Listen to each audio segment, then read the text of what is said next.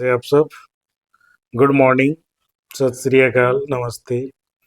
आज मैं बात करने वाला हूँ इस क्लास में ट्रांसफार्मर। जो वेल्डिंग पिछले क्लास में हमने पढ़ा था, ये ट्रांसफार्मर क्या है, कैसे वर्क करता है और ये टाइप्स ऑफ ट्रांसफार्मर क्या है, ये हम देखेंगे और कहाँ इसका इस्तेमाल होता है। तो ये जो ट्रांसफार्मर है ना, ये एक प्रकार का इलेक्ट्रिकल डिवाइस है। क्या है? एक इलेक्ट्रिकल डिवाइस है। ये करता क्या है? ट्रांसफार्मर करता क्या है? इलेक्ट्रिकल डिवाइस है। ये करता है आपको इलेक्ट्रिकल एनर्जी को ट्रांसफर करता है। इलेक्ट्रिकल एनर्जी को ट्रांसफर करता है। इलेक्ट्रिकल एनर्जी को ट्रांसफर करता है बाय सर्किट।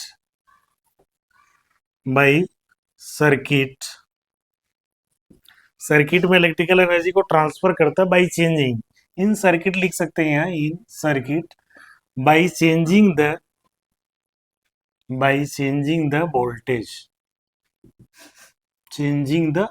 वोल्टेज। सबसे बड़ा फैक्टर इसका क्या है?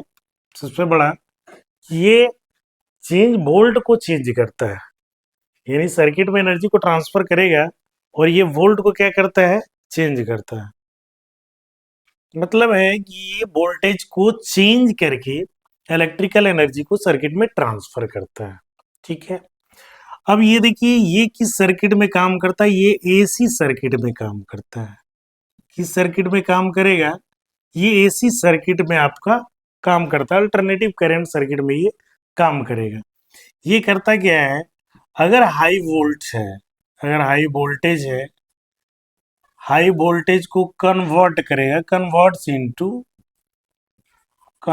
Into low voltage. यानी ये हाई वोल्टेज को कन्वर्ट किस में करेगा? लो वोल्टेज में। और लो वोल्ट को किस में कन्वर्ट करेगा? Low voltage converts into high voltage. ये दोनों काम करता है। अब देखिए, ये हाई वोल्ट को किस में कन्वर्ट कर रहा है? लो वोल्ट में। और लो वोल्ट को किस में कन्वर्ट कर रहा है? हाई वोल्ट में कन्वर्ट कर रहा है। तो हाई वोल्ट को लो वोल्ट में जो ट्रांसफार्मर कन्वर्ट करेगा उसको कहते हैं हाई वोल्ट से लो वोल्ट में। इसको कहते हैं स्टेप डाउन ट्रांसफार्मर। क्या कहते हैं? Step down transformer. ठीक है। अब दूसरा हमने लिखा है लो वोल्ट को हाई वोल्ट में ट्रांसफर करता है, तो उसको कहते हैं इसको कहते हैं आपका स्टेप अप ट्रांसफार्मर।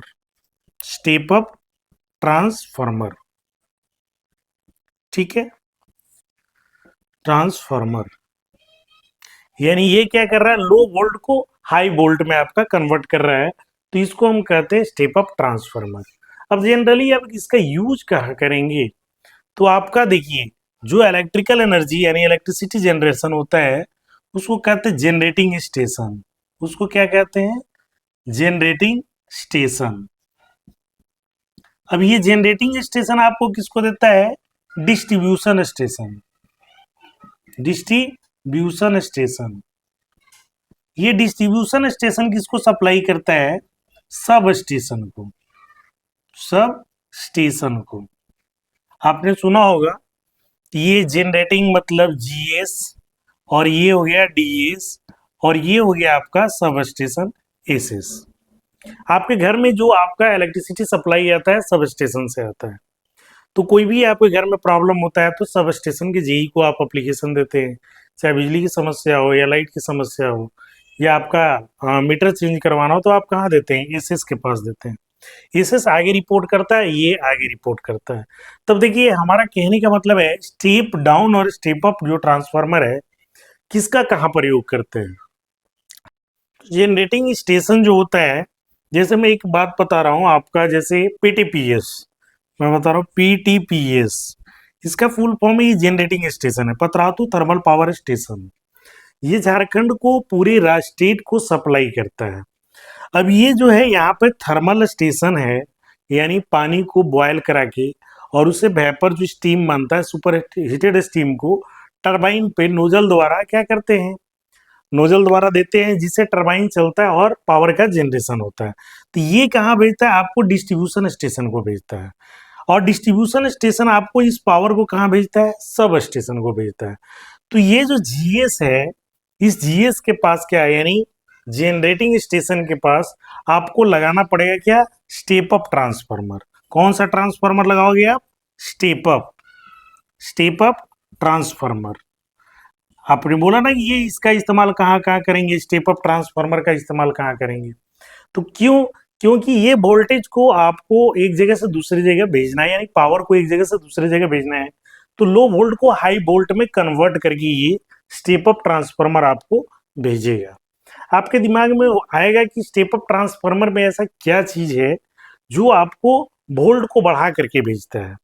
तो इसमें आप देखेंगे स्टेप अप ट्रांसफार्मर में कि ये मान के चलिए आपका यहाँ से हमारा क्वाइलिंग, यानी आपका नंबर ऑफ टर्न्स के आधार पर, यानी नंबर ऑफ टर्न हम बात कर रहे हैं किसका, लो वोल्ट से हाई वोल्ट में कन्वर्ट करने वाले स्टेप अप ट्रांसफार्मर का। तो ये हो गया इनपुट करंट, और ये प्राइमरी के लिए, और नंबर ऑफ टर्न्स ये हो गया। अब यहाँ पर हमें इस टर्न्स से ज्यादा सेकेंडरी, यानी आपका स्टेप अप करना है, लो वोल्ट से हाई वोल्ट में करना है। तो यहाँ पे नंबर ऑफ टर्न्स जो है बहुत ज्यादा होगा कंपेयर देन प्राइमरी के। तो यहाँ जो आपका आएगा ये आपका आईएस हो जाएगा, और यहाँ पर क्या होगा, ये निकलने वाला आपका एनएस हो जाएगा, number of turn in secondary coil. अब यहाँ देखिए ये जो है बीपी, यहाँ पे जो वोल्ट है बीपी, और यहाँ पे सेकेंडरी निकला बीएस। तो यहाँ पर आपका जो वोल्ट होगा, प्राइमरी वोल्ट जो होगा, प्राइमरी वोल्ट जो होगा लेस देन बीएस होगा, यानी लो वोल्ट को हाई वोल्ट में कन्वर्ट करना है। आपने फ्राडे लॉ पढ़ा होगा, फ्राडे के दो नियम है जो हमने पिछले क्लास में बताया था, और फिर मैं यहाँ एक बार चर्चा जरूर करूंगा कि ये जो है इनपुट हमारा प्राइमरी में कितना है करंट, और ये नंबर ऑफ टर्न्स कितना है, इस पर डिपेंड करता है। अब इसमें देखेंगे number of turn secondary coil में ज्यादा है, तो जब इनपुट हमने जो दिया उससे आपका आउटपुट जो मिलेगा वो क्या होगा, आउटपुट आपका हाइयर होगा, यानी वोल्टेज हाई देगा, तो इसको बोलेंगे स्टेप अप। अब देखिए यहाँ कह रहा है कि सेकेंडरी कॉइल और सेकेंडरी बाइंडिंग और प्राइमरी बाइंडिंग क्या है। तो प्राइमरी बाइंडिंग का स्पेसिफिकेशन क्या है, प्राइमरी बाइंडिंग, प्राइमरी बाइंडिंग दो तरह की बाइंडिंग होती है ट्रांसफार्मर में, एक को कहते हैं प्राइमरी बाइंडिंग और दूसरे को कहते हैं सेकेंडरी बाइंडिंग, दूसरे को कहते हैं secondary binding, secondary binding. Primary binding और सेकेंडरी बाइंडिंग दोनों ही मिलकर कंबाइंड मैग्नेटिक फील्ड जनरेट करते हैं। तो प्राइमरी बाइंडिंग जो है इसको कैसे कह सकते हैं, जिसमें हम एसी सोर्स अप्लाई करते हैं उसको कहते हैं प्राइमरी बाइंडिंग। जिसमें जैसे हमने यहाँ एसी सोर्स अप्लाई किया है, इनपुट के रूप में यहाँ एसी सोर्स दिया है, तो इसको हम कहेंगे ये हमारा प्राइमरी बाइंडिंग है। दैट्स वाई हमने यहाँ जो रिटर्न किया है आईपी और एनपी, एनपी का मतलब नंबर ऑफ टर्न्स इन क्या प्राइमरी बाइंडिंग में, और आईपी का मतलब प्राइमरी बाइंडिंग में आपका कितना करंट आपका हम सप्लाई कर रहे हैं।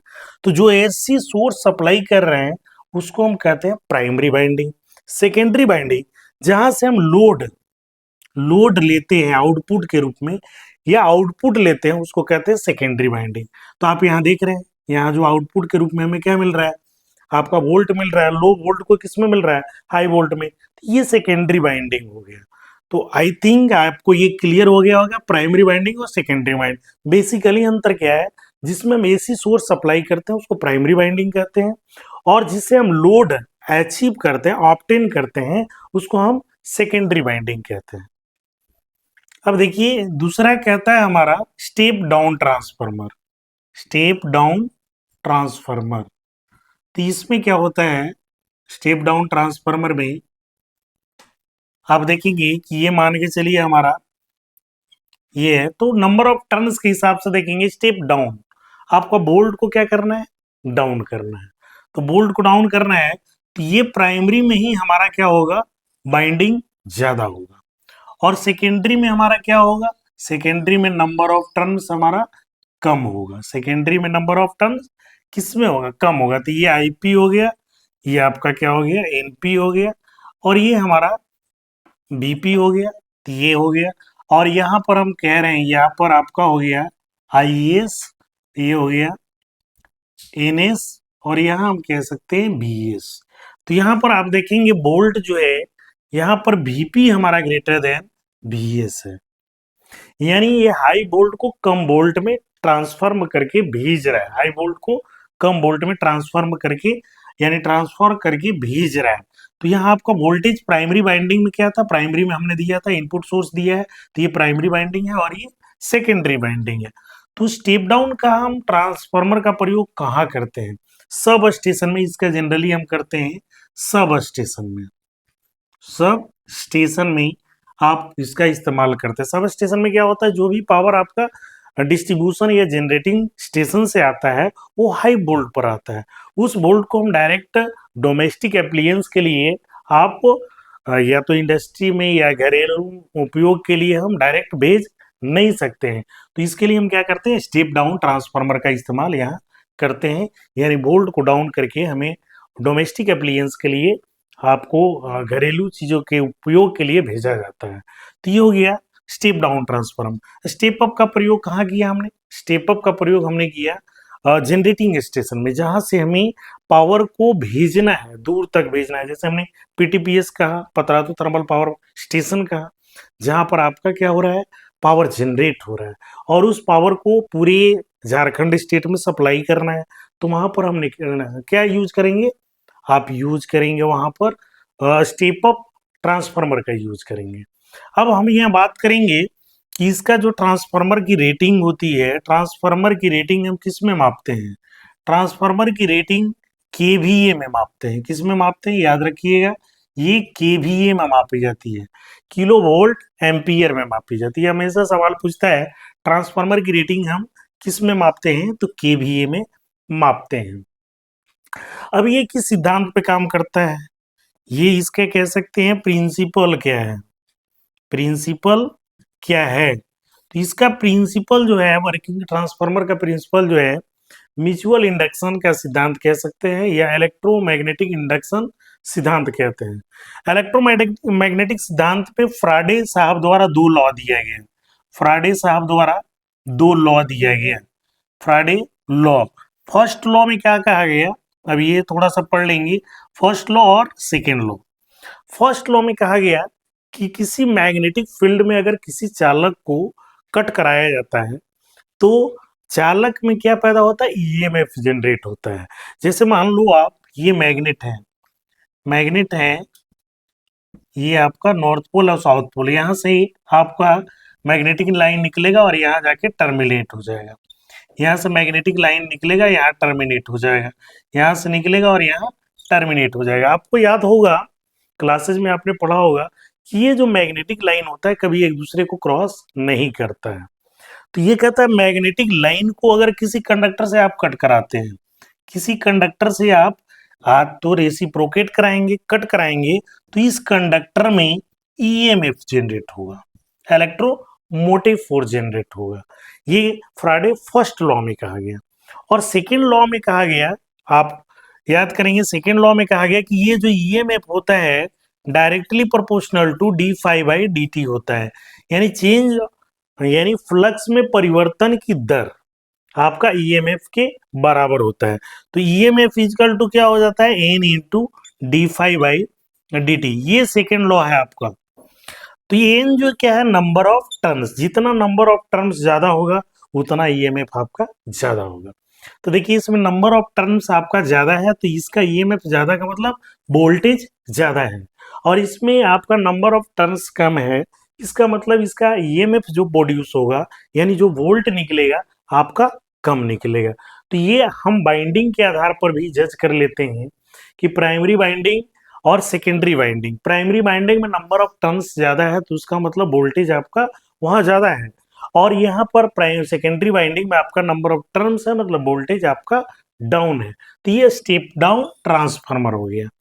और अगर दोनों में बराबर है तो आइसोलेटेड ट्रांसफार्मर उसको कहा जाता है, आइसोलेशन ट्रांसफार्मर कहा जाता है। तो इस तरह से ट्रांसफार्मर जो है आपका एसी सर्किट में वोल्टेज को चेंज करता है। वोल्टेज को चेंज का मतलब हाई वोल्ट को किस में कन्वर्ट किया, लो वोल्ट में। लो वोल्ट को किस में कन्वर्ट किया, हाई वोल्ट में, एज पर रिक्वायरमेंट। जैसा आपका रिक्वायरमेंट है वैसा आपका ट्रांसफार्मर कन्वर्ट करके देगा। तो ये हमारा कॉन्सेप्ट होना चाहिए कि ये वोल्ट को चेंज करके सर्किट में पावर को एक जगह से दूसरी जगह ट्रांसफर करता है। और इसको हम किस में मापते हैं, किलो वोल्ट एम्पियर में मापते हैं। तो आपसे मैं एक सवाल दे रहा हूं कि 1 किलो वोल्ट एम्पियर में कितना किलो वाट होगा या कितना वाट होगा, आप कमेंट बॉक्स में जरूर लिखेंगे। या how to convert kVA into kilowatt. I hope आपको यहां तक बात समझ में आई होगी। धन्यवाद।